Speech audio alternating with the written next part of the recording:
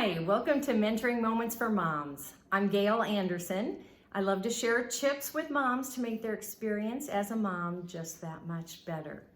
Today, I'm continuing my series on distance education for so many of the moms or parents who are finding themselves in the situation because of coronavirus having to school their children.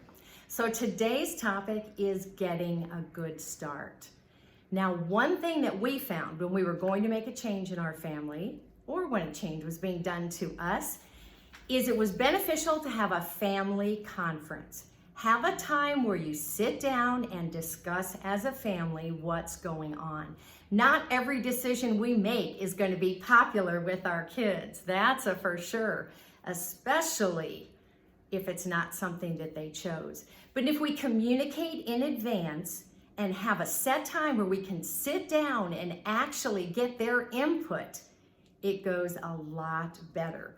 We found this so helpful because each family member then feels valued. They feel like their input is appreciated, and it is. We want to show that to our kids.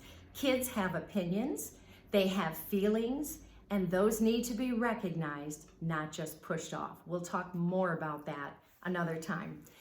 Also, if you will continue during this 7 or whatever week you wind up having distance education, if you will maybe once a week have that family conference again, just check in with the kids. Everybody sit down and talk about, okay, what do we want to stop doing?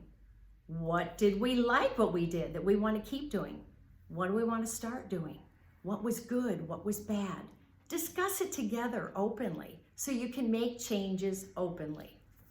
This is a very flexible season for all of us, but especially you that are trying to educate your children at home. So don't expect to be perfect the first week.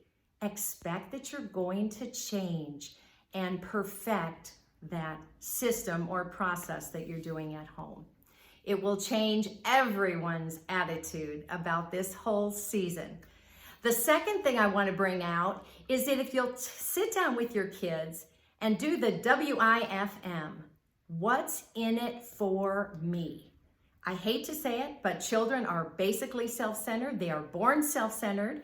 Hopefully, when they get to be adults, they will be more other-centered, but now they're not. They need to see the benefits. So you may want to even share some of the benefits that I talked about on the previous video about the benefits of distance education. Kids have to see that they're going to get some benefit out of it. Now, we had a situation when my twins were born. They were number 6 and 7 in the family. So when we drove home from the hospital with the whole family in our little red station wagon, we had at least one child just in the back where there were no seats. That was not a great idea. We needed a van that would seat 7 people. Well, the only way we could make that work financially is if I was willing to give up my weekly house cleaning. I had some gals come that would clean the house, and it was amazing. And especially when I was pregnant with those twins, it was very important to have that support. But we needed a van. Yeah, we needed house cleaning too, but we needed a van.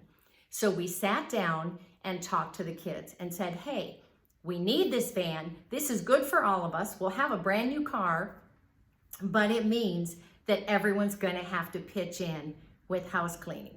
So this is how we talked about it. We said, okay, we're going to have a set time on Saturday morning. Everybody will have their set jobs. Dad is going to have his jobs too. He is not getting out of this. He is a part of the cleaning process. And we would have Dad fixing a family breakfast and then everybody cleaning the house. It went fantastic. And everyone was excited about the van. So it was perfect. Kids have to have a reason. They have to see that they're going to get some benefit from it. Another thing to do is just build some team spirit. Your family is in this together. So sticking together through this season is going to make it the best for all of you. If you want to sit down, have a name for your school, a logo, a chant, whatever, colors for the school, special uniforms that you want to wear, anything you want to do to make it more special and to build that team spirit. We did this basically with our vacations early on in our family. We decided that we wanted to have the kids input as to where we went, what we did, and things like that. So we sat down and started planning vacations together. It was awesome. Then we wound up having a vacation cry for every vacation. We named vacations so that each one has a name, and it was just so much fun. The other thing we did was include the kids in the monetary part of the vacation. We were on a salary that didn't allow for a lot of flex, so we actually sat down with the kids and said, okay, we'd like to be able to go to Silver Dollar City. Would you all be willing to earn the cash for your ticket to get into Silver Dollar City? That was the best thing we ever did. The kids loved it. It made it easier for us. And then they were much more aware of their spending money inside Silver Dollar City and chose to use their own money, so they weren't asking us constantly for things. It was fantastic. It made a huge enjoyment for all of us on all those vacations we took. So remember, change may not be a popular thing. Distance education may not be something that you chose.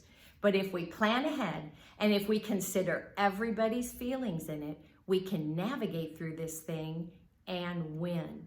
Thanks for listening today. I hope this has been helpful. My next video will be on time blocks and schedules. Be sure to check out the other videos that I have on this channel. I also want to recommend my son's podcast, The Art of Understanding. He has an unbelievable grasp on various personalities and how they interact with each other. He makes it very practical in your relationships. And you know, during this time where you're all huddled together in one place 24/7, that would be a good thing to have some knowledge on, how to operate with all the different personalities in the family. Anyway, have a great day. Thanks again.